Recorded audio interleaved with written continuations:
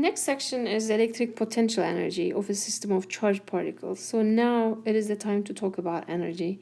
And I'm going to briefly explain what we're going to do. And in class, we are going to practice how to do it with some problems, some questions we have in the notes.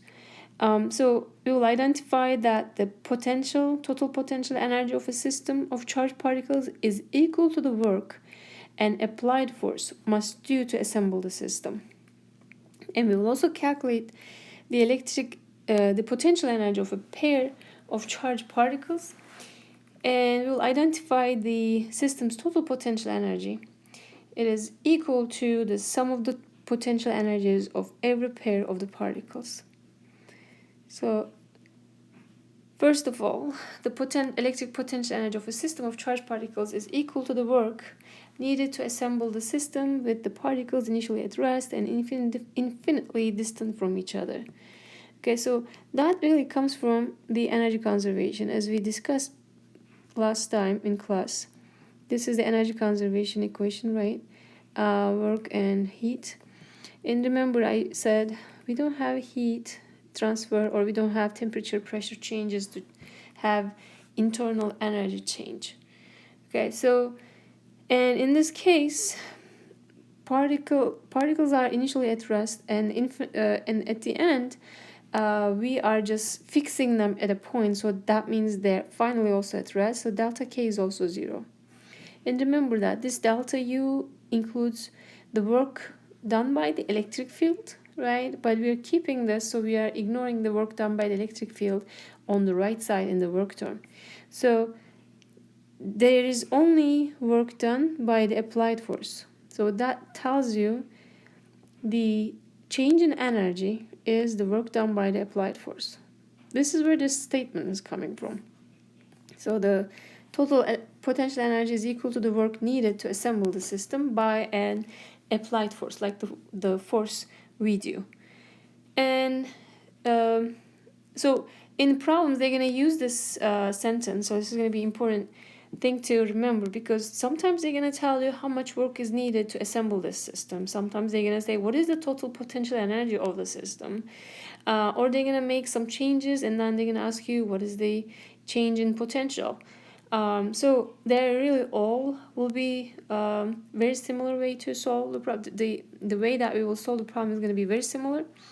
And since they are particles, and again, this is only for the particles, we are going to simply use the energy relation between them. Remember, we said that U is equal to QV, right? And then V is what? K, or 1 over 4 pi epsilon naught, to be more specific. And that's K, and Q over R, right? Let's say that this is Q1, and due to Q1 creates the potential V1, and this is V1, then let's say this is Q2. And now what you get is, when you put these together, replace V1 with this definition, then this is what you're getting. Okay, and that is the energy between two particles, 1 and 2. So potential V does not require an interaction between another particle, but energy does. So if you don't have any charge, you're bringing some charges from infinity. The first one that you bring, there's no charge where you bring the charge. That means it doesn't require any work because there's no interaction. The second one will have an interaction between 1. So that means that's going to be the first energy, which is like 1, 2. And the third one is going to have an interaction between 1 and 2.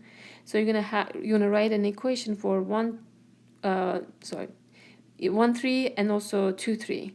And then the fourth one will have an interaction between 1 and 2 and 3. So we will have 1, 4, 2, 4, 3, 4, as these are going to be the labels. So we're going to write those down. And then if we have 4 particle systems, for example, we will have 6 relations, six interactions.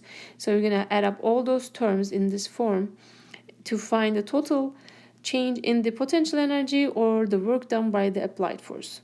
And again, they're both positive here, okay? The negative one, if you don't confuse this one, this is negative work done by the electric field. This was the definition though. Okay, so the work done by the electric field is really on the left side in the energy, change in energy part.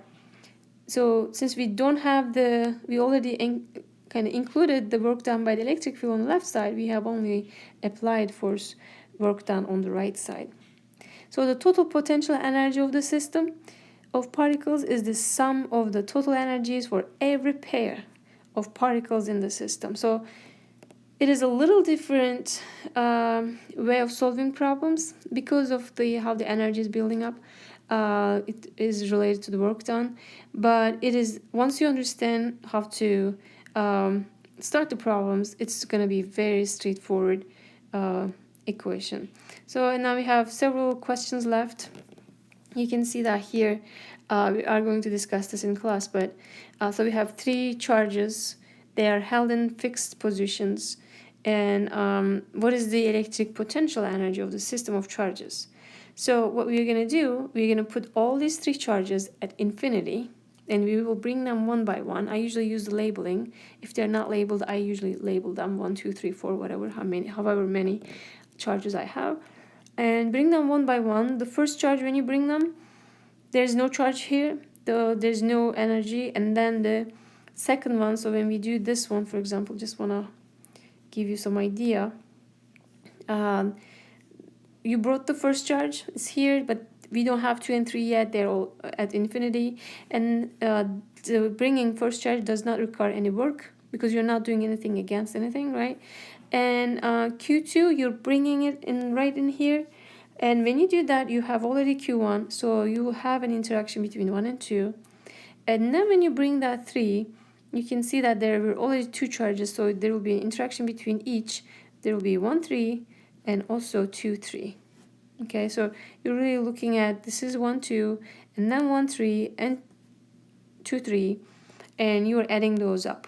So that will be also the work done by the applied force. Okay, so we need to also get used to the wording. And again, we have a couple questions left for practice and some problem. Let's see, yeah, we have another question and similar to that. So these are all about really finding, kind of going through more about potential and potential energy. But once we learned about potential energy, we need to be more aware of what we are solving for, because the most confusion is coming from not reading the problem carefully. So this is, if you think that's asking you the electric potential, you're going to do this wrong. Okay, it is asking for the potential energy of the system of charges. So that they're asking for U, total U, not the net V, okay, not the potential itself. So these are the things that we need to be aware, and then we're going to practice in class.